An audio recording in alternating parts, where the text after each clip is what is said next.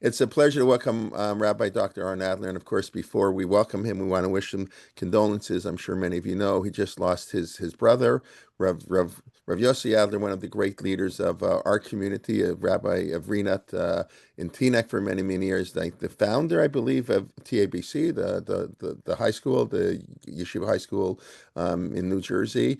And I believe that Rav Aaron became the shamash of the Rav, because his brother Yossi, who just passed away, was the shamus. I believe you're a year apart in age or so, and Yossi, when he couldn't do it anymore, but other things, so he passed it on to his brother, and Rav Aaron became the shamus of the Rav. He wrote the book recently, 70 Conversations with Rav Soloveitchik, and of course a great student and very close on a personal level to Rav Soloveitchik. And Rabbi Adler has been made Aliyah in 1979. Sorry, 46 years. I bet you that's hard for you to believe that you've been living in Israel for 46 years, served as a Rav in Ramot for many years, but Rav and founder of the Ner Tamid High School. And without further ado, it's a sort of a long introduction, but Rabbi Adler, we should all have happy occasions to come together, and learning Torah brings joy to personal level and on a communal level. Vakasha, Rabbi Adler. We don't hear you. Okay. Right. Okay. Yeah. Okay. There you go. Thank you very much, Rab J. Indeed, we just got up from Shiva right before Rosh Hashanah, an very abbreviated Shiva, and we're still in Shloshim. I'm just going to read a line that I dedicated my book, The 70 Conversations in Transit with the Rav. The book was dedicated to my brother. The book came out 3 years ago. And I wrote Rabbi Yosef Adler serving as my role model in many of life's endeavors throughout my formative years. Yossi, as he is known affectionately by family, friends, personifies the ideal blend of rabbinic inspiration coupled with educational excellence, exemplified by our Rebbe, the Rav. I think this was not overstated. And just to continue a theme that we just heard now from Atar Kelman, of the Shivrei Luchot.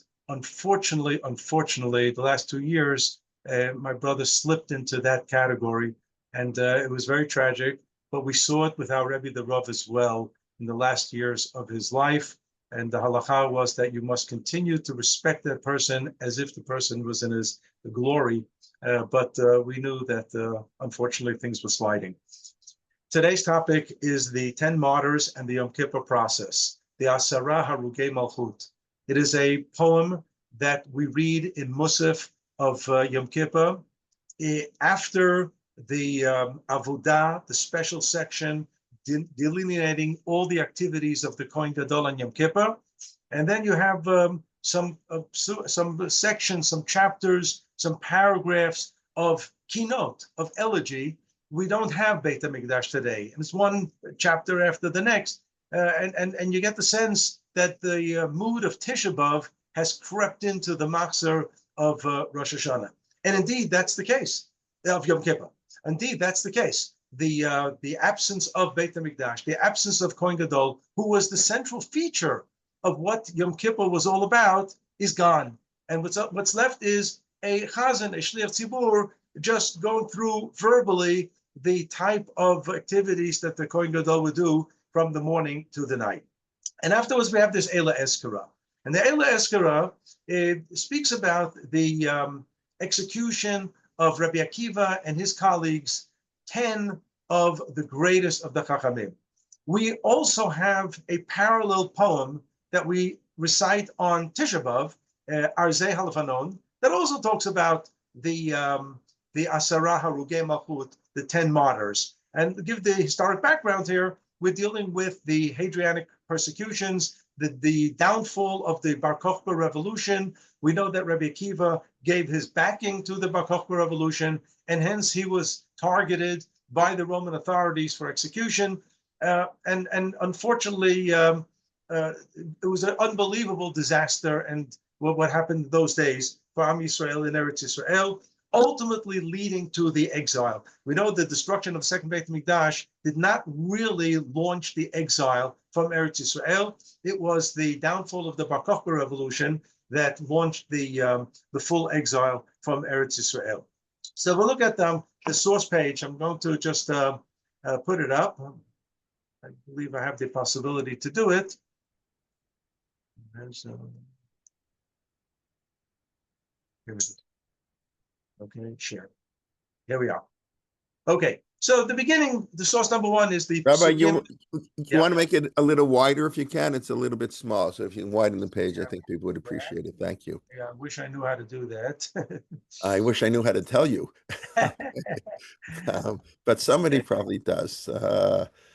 Okay, it is in the chat box also. All right, if you can, if you can't, no, people will squint a little bit. Yeah. Okay. So the Torah reading for Yom Kippur begins with the beginning of Parshat Achremot, and it says, "Vaydaber Adonai el Moshe acharei mot shnei bnei Aaron b'korbatam lefnei Adonai vayamutu." It's an interesting intro that flashes back to Parshat Shmini with the deaths of the two sons of Aaron. And what comes afterwards is the entire service of the Kohen Gadol on Yom Kippur. And of course, the question asked, why do we have to have a reminder at this point of the deaths of Aaron? And we'll see this in a moment. The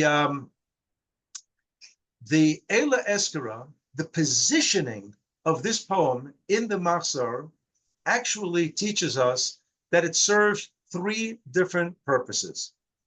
The first purpose we just stated was kinot.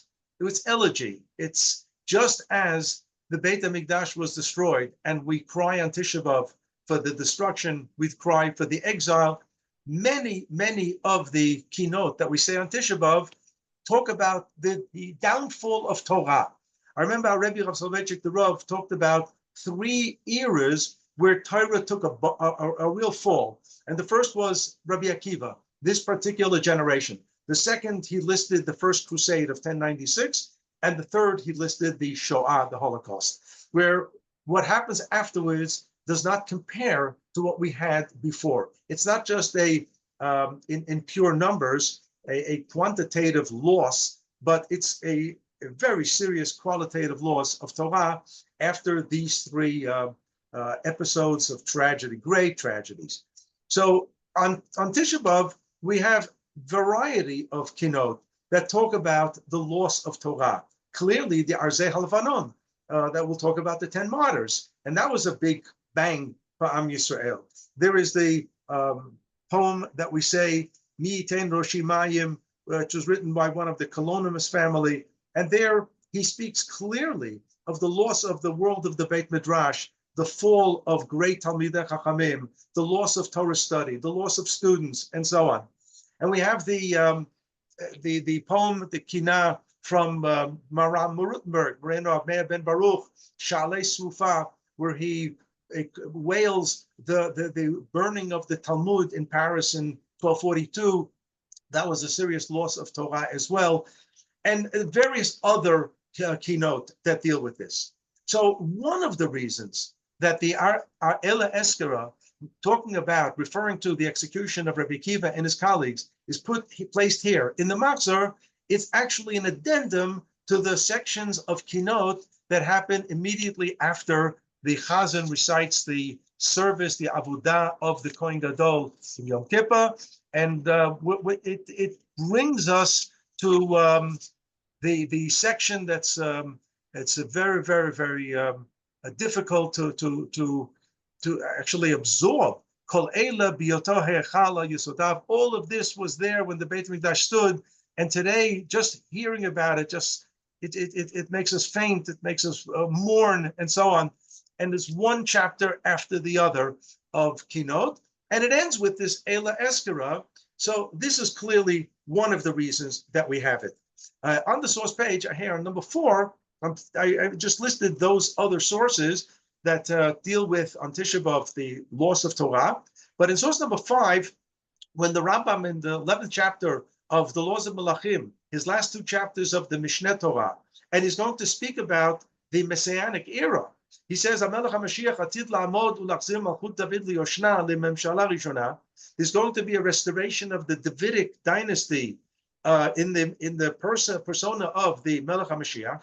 He will do various things, build the Beit HaMikdash, ingather the exiles, V'chozrin kol hamishpatim biyamav kishayu mikodem, and will restore all of the dinim, all the laws, all the mitzvot that were lost, And what's amazing is if we do a statistical survey, how much was lost with the destruction of Beit HaMikdash. All we have to do is pick up a little manual that was written by the Chofetz Chaim called Sefer HaMitzvot HaKatzar. It's an abbreviated book of the number of mitzvot that are active today. So if you take the Rambam, he's going to give you 613 mitzvot, and you're going to see immediately that so many of these mitzvot are not binding today. But the Chofetz Chaim has this manual that would serve as a nice guide, perhaps, for a bar mitzvah boy, a bat mitzvah girl, for perhaps a convert, for perhaps a Baal Tshuva. It tells you, as we say in Israel, tachlis, what are you supposed to do? And what are you not allowed to do? And from the 248 commandments, positive commandments, there are only 60 that are on the list. And from the 365 negative commandments, there are 190 in the Chofetz Chaim's book, which means that approximately 35% of the Torah is active and almost 2/3 are inactive. And our Rebbe the Rav said that means that the Torah is in exile, is in galut. And the Rambam tells us that one of the tasks of the Melech HaMashiach will be to restore the level of Torah, not only knowledge, but also practice, the way it was. Chozrin kol hamishpatim biyamav kishayu mikodem. And we know that with the execution of Rabbi Akiva and his chaverim, we moved from a style of study, public study of the oral law, which was literally oral, to committing it to writing. And this is how the Mishnah comes about. And hence the Mishnah, while it's a wonderful thing that we now have a codex of Torah Sheba'al Peh, this was not the original idea, but it was because of a crisis situation that if this Torah Sheba'al Peh, the oral law, would not be committed to writing, then we would lose this entire level of Torah. And hence, we mourn this fact. We mourn the fact that not only was Rabbi Akiva and the others executed, but we lost the Torah as well. And you have in the source number 6, the idea that the concept of the smicha of old, that there was a type of tradition that went from Moshe Rabbeinu generation to generation, it comes to an end in the 4th generation of the Amoraim, the authors of the Gemara. The Rambam tells this to us with regard to the generation of Abaya and Rava, but this was an Eretz Yisrael phenomenon. It comes to an end. When we say today somebody has smicha, it's a watered down version of what the smicha of old was. And we pray 3 times a day for the restoration of that smicha and the rebuilding and reconstituted of the Sanhedrin, the Beit Din HaGadol, the body of 71 Dayanim, who would be able to restore the oral law as an oral corpus and not as a written corpus. And in source number 7, you have this in Masechet Megillah, where it talks about the daily Shmon Esrei, daily Amidah, and talks about the sequential order of all the brachot.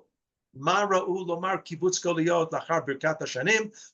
do we say Mekabeis Netzchei Amo Yisrael, the bracha of ingathering of exiles after the bracha for rainfall and agricultural produce? And the Gemara cites the pasuk, the famous pasuk in Yecheskel Hanavi, Vatem Harei Yisrael Antachem Titenu Ferichem Tisul Ami Yisrael Ki Kerbu Lavo, that Yecheskel prophesies that the first step of the redemptive process is going to be the restoration of agriculture in Eretz Yisrael. And Baruch Hashem, we are here and there to affirm that this is actually happening. But then the Gemara says, when the exiles begin to return, there will be a need to restore the Sanhedrin. And the Gemara cites the pasuk from Yeshayahu, Perak Aleph, a pasuk that we read on Shabbat before Tisha B'Av, Ve'ashiva shoftayech k'vo u'shana v'yotzak b'kilah. And the Rambam in source number 8, in this Mishnah commentary of the Masechet Sanhedrin, he tells us that this is necessarily going to happen. V'ani savur, says Rambam, I believe, she'hasanhedrin tashuv lifnei hitgalut HaMashiach. There will be a restoration of Sanhedrin before the arrival of Mashiach, and this will be one of its signs, as it says, v'yashiva shoftayet lo shana v'yosak b'chilah, and only afterwards, acharei chen yikarei lach ir hatzedek kiryah ne'emana, and the Rambam believes that this is going to happen, and therefore he actually suggests a mode of how to reconstitute the smicha. It was something that was controversial, but nevertheless, the Rambam believes wholeheartedly that we will return to this. And hence, the first usage of the Eila Eskara in the Musaf is clearly for keynote purposes and bewailing the fact that the Torah took such a beating in the aftermath of the Bar Kokhba revolution and the Hadrianic persecutions. But there's a second reason. The Eila Eskara is also found, as I said, in the context of Tfilat Musaf. And I must admit that I once gave the salient features of this shiur to a kehillah that I was vaguely associated with in Zurich, Switzerland. And after the whole shiur, somebody came over to me and said, but in our machzor, which was Minhag Frankfurt, we say it by mincha. So, okay, I will assume that most of our audience has the Eila Eskara in the Musaf. But I am aware of the fact that there are some communities that actually do say it by mincha and Yom Kippur and not by Musaf. But our Rebbe the Rav explained the context of the Eila Eskara as a Musaf experience. Because Musaf means korban, it means sacrifice. We have the Yom Tov of Yom Kippur. Yes, it's called a Yom Tov. Parshat Pinchas gives us the korban Musaf of every single Shabbat and Yom Tov, and Rosh Chodesh and Yom Kippur is no different. So that has to be mentioned in the Tfilat Musaf. But beyond that, we have the Parshat Acharei Mot that we read in Yom Kippur in the morning, the service of the Kohen Gadol. And although you may have a Sfard Machzor, Ashkenaz Machzor, and you have two different poems there, they almost reflect the same thing. There are some nuances that are different between the Ashkenazi tradition and the Sephardi tradition, but that's not our case here. We're not talking about this. We're just mentioning that korban, the idea of sacrifice and the sacrificial activity, which leads to kapara, which leads to atonement, is very much on the agenda of the Tfilat Musaf of Yom Kippur. And here we look at the idea of Bnei Aaron. Bnei Aaron, the idea that Vayedaber Shel Moshe acharei mot shnei Bnei Aaron b'korvatam lifnei Hashem vayamutu. Why does the Torah open up the description of the activity of the Kohen Gadol with the flashback to Parshat Shmini, to the deaths of Aaron's two sons, Nadav and Avihu? So in source number 9, we have the Talmud Yerushalmi. Talmud Yerushalmi tells us, Bnei Aaron, be'echad b'Nisan metu. They died on the 1st of Nisan. V'lama hu maskiran, mitatan b'yom HaKippurim. Why is it mentioned at all in the Chumash, in the context of the service of Yom Kippur? Lelamdecha, to teach us, kishem sheyom HaKippurim mechaper al Yisrael, kach mitatan shel tzadikim mechaperet al Yisrael. Just as the service of Yom Kippur is a means to achieve atonement for all of Am Yisrael, the deaths of the tzaddikim were also a mode of atonement, which is a little strange. What does that mean? That God takes the lives of tzaddikim so that we should be atoned and they become sacrifices? I mean, God is against human sacrifices. The whole story of the Akedah is dealt with the question of human sacrifice. But if we just take a look at source number 10 and see what exactly did Nadav and Avihu do? So the pasuk, the Torah tells us, "Vatetze esh milifnei Hashem, vatochal ala mizbeach et ha'olah v'et ha'chalavim." Before the calamity, before the terrible tragedy that occurred, the Torah says that a fire came out from God and consumed all of the sacrifices that were being brought for the opening day ceremony at the Mishkan. And they all were rejoiced. Vayarunu, vayaplu pneihem. It was wonderful. And then in source number 11, the roof caves in. Vayikru bnei Aaron Nadav Avihu ish machtato, vayetnu bahen eish, vayasimu alehen ketoret, vayakrivu lefnei Hashem eish zara asher lo tziva otam. They did something that God did not command. They took fire that didn't come from the source that God wanted the ketoret, the incense, should be warmed up and burnt with. And the Torah uses the identical expression, "Vateitze eish milifnei Hashem, vatochal otam, vayamutu lifnei Hashem," that God sends a fire out and consumes them, and they die. it's interesting that Rashbam, grandson of Rashi, says that it's the same Vateitze Eish Milifnei Hashem. The two verses in source number 10 and source number 11 are talking about the same fire, which indicates that Nadav and Avihu were swept up in the fire of the Mizbeach, of the altar, as part of the sacrifices of the day. And why would that be? And the only explanation that perhaps would be plausible is that we know that the Mishkan ceremony, among other things, was done to forgive, finally forgive, on the sin of the golden calf, the Egel HaZahav. And everything had to be picture perfect. There could be no aberration whatsoever, and no deviation. Even a minuscule of deviation would not be tolerated. And here, Chachamim give us a variety of possible sins that Nadav and Avihu did, but it all boiled down to excessive enthusiasm to do better, perhaps, than what God suggested. Just yesterday, I gave a shiur, al chet shechatanu lefanecha beyetzer hatov.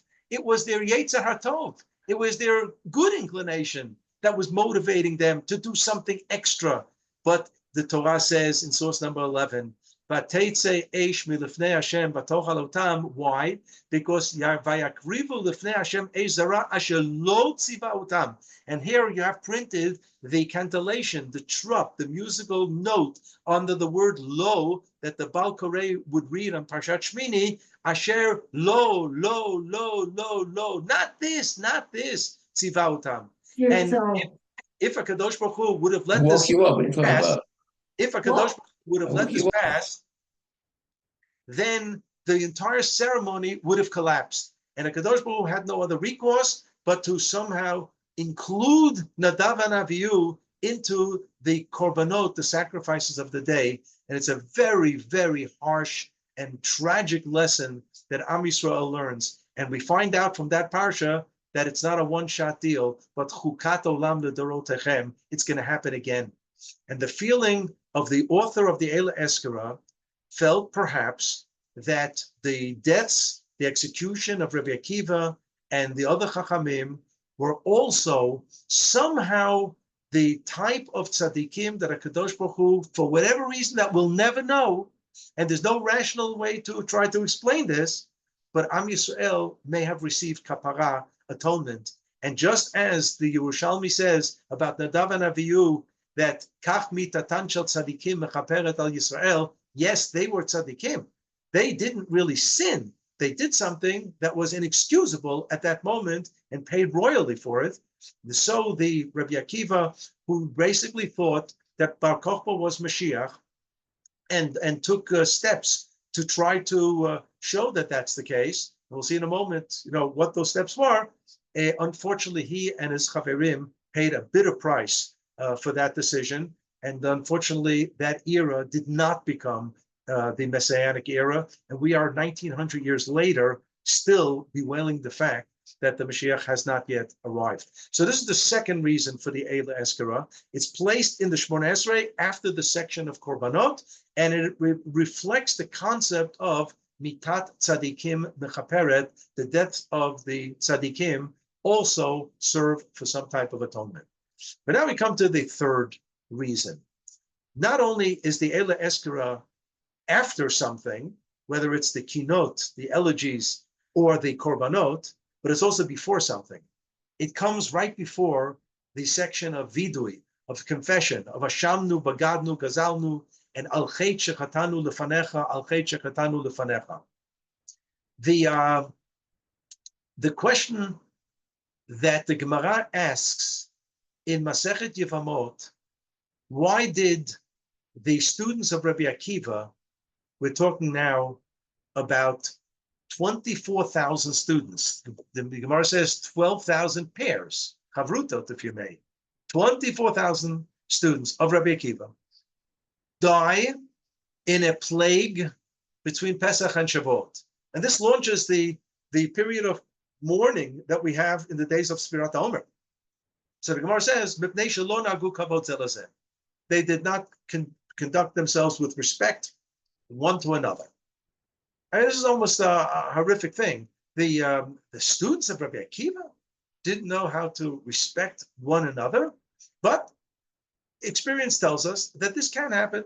You can have Rabbanim, Rosh Yeshiva, Talmidei Chachamim showing up in a particular Beit Midrash or Beit Knesset, and one does not adequately show respect to a colleague because he thinks he may be greater. These things happen, unfortunately. Human beings are human beings. The only thing is that this Gemara can actually be a cover-up for something much larger. In source number 14, from a letter that Rav Shrira Gaon wrote. Rav Shrira Gaon is one of the Gaonim of the late 9th century. He's the father of Rav Hai Gaon. And he was asked a very simple question. How is the Mishnah written? How is the Gemara written? Very simple question. And he writes a book. And he gives us Jewish history for so many years with details all the way up to his day. And when he talks about the Bar Kokhba era and the death of Rabbi Akiva's Talmidim, he doesn't say that he died in an epidemic. It says, V'hava shmada, shmad ala Talmidim shel Rabbi Akiva. Shmad means they were killed by Goyim. That's what the language of shmad means. We sometimes use shmad as somebody who baptizes or moves to Islam and so on. Yes, that's also shmad. But the language of shmad in our Chachamim's language means that they were murdered because they were Jewish. And what Rav Shrira Gaon is telling us here, that Rabbi Akiva lost his yeshiva of 24,000 students because he had them trained to be part of the military of Bar Kokhba, and they unfortunately perished. They fell in battle. I would say parenthetically, we know that there are great yeshivot in Israel today that have students who study and also serve, known as Yeshivot Hesder. I don't know the exact number, but it's between 50 and 100 Yeshivot Hesder today in Israel. The first one was Yeshivat Kerem B'Yavna, but actually the first one was Rabbi Akiva in Bnei Brak 1,800 years ago, because he was running a Yeshivat Hesder. He was running a yeshiva for Talmidei Chachamim, who were also battle ready. And unfortunately, they fell in battle. And what the Gemara in Masechet Yevamot is teaching us, theologically, why did the Bar Kokhba revolution fail?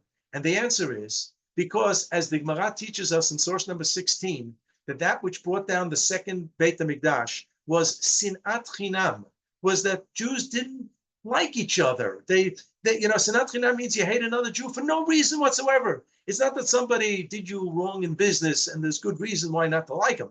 You just don't know why you don't like him, but you don't like him. He's not one of yours. And that's called sinat chinam. And therefore, you're not willing to extend yourself to help him if he's in financial need, and perhaps even to save his life under certain circumstances. Sinat chinam, it's a horrible thing.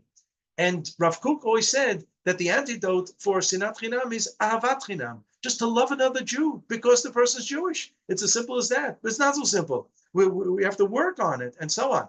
So Chachamim was saying that if the students of Rabbi Akiva did not conduct themselves with proper respect to one another, what exactly do you expect for the average guy on the street who saw this as an example, as a bad example? And hence Rabbi Akiva had to understand that until this issue of Sinat Chinam was resolved, there would be no redemption, there would be no Mashiach. And indeed, there wasn't. There really wasn't.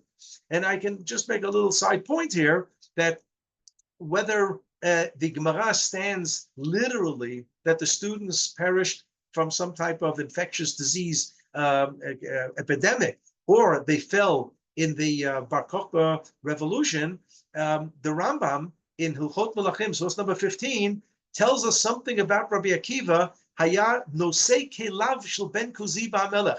He was the armor bearer. And the idea nosei kelim is used in Tanakh exclusively for the military theater. It means that somebody like David HaMelech was the nosei kelim of Shaul HaMelech.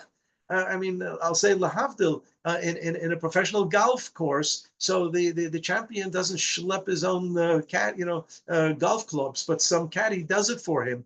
The nosei kelav of the king was the one who carried his sword and carried his armor and so on. He was his right-hand man. That's what nosei kelim means. And that's what the Rambam is saying, that Rabbi Akiva was his nosei kelim, which means that there's a military side to the relationship between Rabbi Akiva and Bar Kokhba, for Rabbi Akiva indeed sends out his students to join the battle and so on. But unfortunately, that generation perishes. And there is a need here to say vidui, confession, a collective confession for sinat chinam, for Jews hating another Jew. And this is the core of the Eila Eskara Piyut. What the poet does here, he concocts a fictitious story. And I'm saying this with full authority. What he writes here never actually happened, but he's teaching us a theological lesson, that a Roman officer comes to the Beit Midrash and asks a shaila, asks a question. What is the halacha of somebody who kidnaps another Jew and sells him off? So there's a pasuk in V'gonev ish mechoro v'nimtza biyado mot yumat. It's a capital punishment offense. And this Roman officer continues and says, well, do you remember Parshat Kitisa? I'm sorry, the Parshat Vayeshev, where the Yosef was sold into slavery? So he was kidnapped, he was abducted and sold into slavery. Did anybody pay for that sin? Nobody paid for that sin. And this Roman officer says, you are going to pay for the sin. And how many are there in this poem? Exactly 10. Exactly 10, because it corresponds to the 10 sons of Yaakov who were part of the story of the sale of Yosef. Binyamin was not there. So it's 10. And our sages, our Chachamim, say that this story of Mechirat Yosef took place on the 10th of Tishrei on Yom Kippur. And hence the association of this story with Yom Kippur.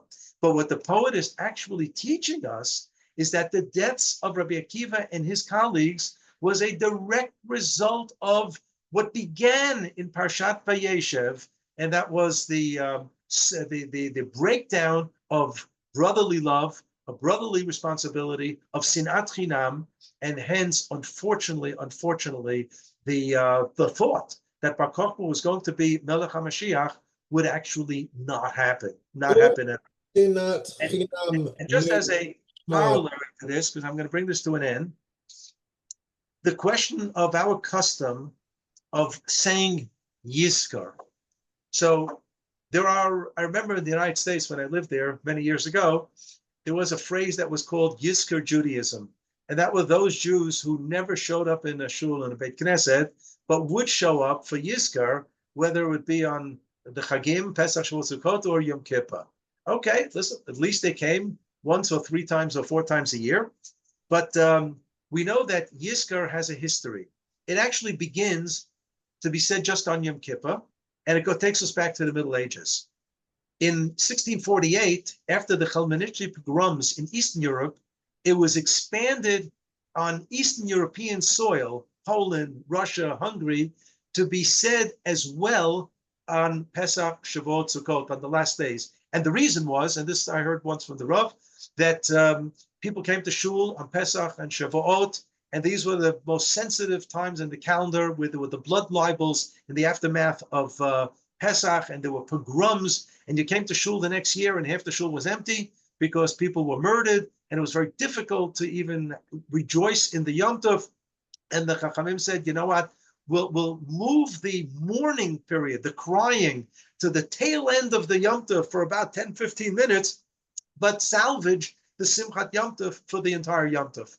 And that's what happened for the other Chagim. But if you go to the Frankfurt Jewish community, that's now reconstituted in Washington Heights of Rav Breuer, and a kehillah in Zurich, and a kehillah in London, you have Frankfurt customs there. There's only Yizkar on Yom Kippur.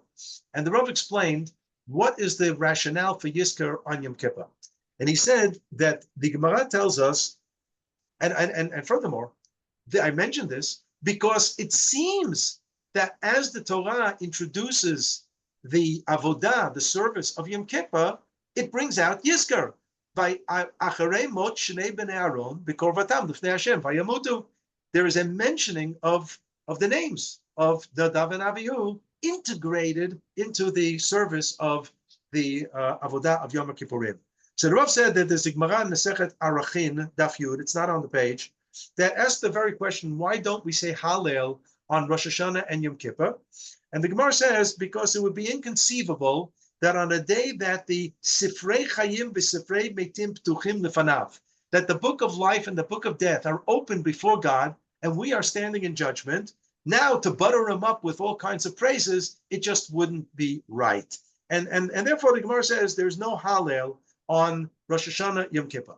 Normally interpreted, the book of life and the book of death is the cardinal question of mi yichyeh, mi yamut, who's going to live, who's going to die, and HaKadosh Baruch Hu, as if to say, is inscribing it, and we say, Kotvenu b'sefer HaChayim, we ask God to write us, inscribe us into that book of life.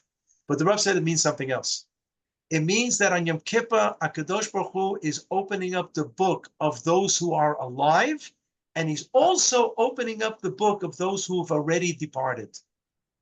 What does that have to do with Yom Kippur? People passed away last week, 100 years ago.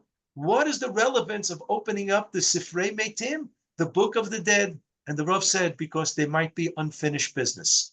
Normally, if a person does something, you could attribute this and say that was a good deed, or perhaps the opposite, it was a terrible deed.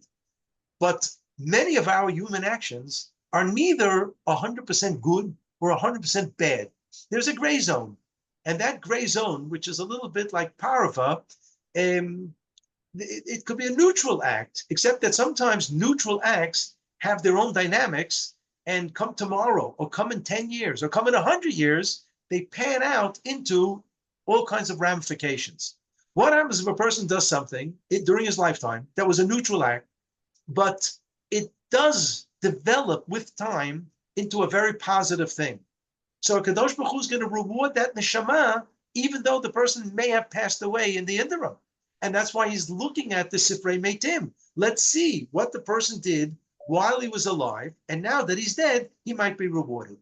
But what happens if the person did something as a neutral act, and it pans out as a sin, as a terrible thing? He may not even known that he did something that was sinful. But on Yom Kippur, we're talking about b'yodin u'belo yodin, whether you knew, whether you didn't know, whether it was zadon or bishkaga, whether it was intentional, whether it was unintentional.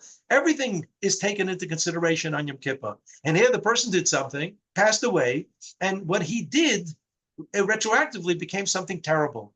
So the Torah tells us that there is an obligation of confession, vidui, on the subsequent generations.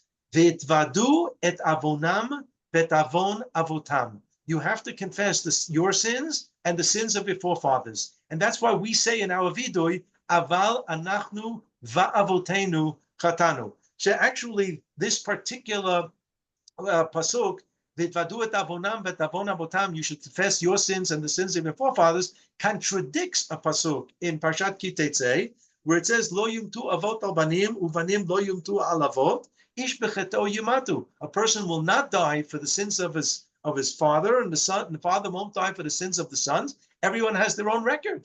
So how does that jive with the idea of vitvadu et avonam vetavon avotam? And that's how the Rav understood that this was the unfinished business. And the Rav said, that's why we ought to say Yizkar on Yom Kippur, to bring the names of the departed into the fabric of our saying of vidui, And the Rav even said something further. The Ashkenazi minhag is generally that during the first year of mourning for a parent, we don't say Yizkar for that during that first year. But the Rav said we can abide by that custom for Pesach, Shavuot, Sukkot. But for Yom Kippur, the person should say Yizkar anyway during the first year, because of this rationale, that HaKadosh Baruch Hu is opening up the Sifrei Meitim, and we want that our vidui should somehow lock into the names of the previous generations. And this might also contribute to why we mentioned Rabbi Akiva, the Yizkar of the Ela Ezkara. This is a Yizkar of the vidui that we are saying. It is a collective vidui for all of Am Yisrael, for Sinat Chinam.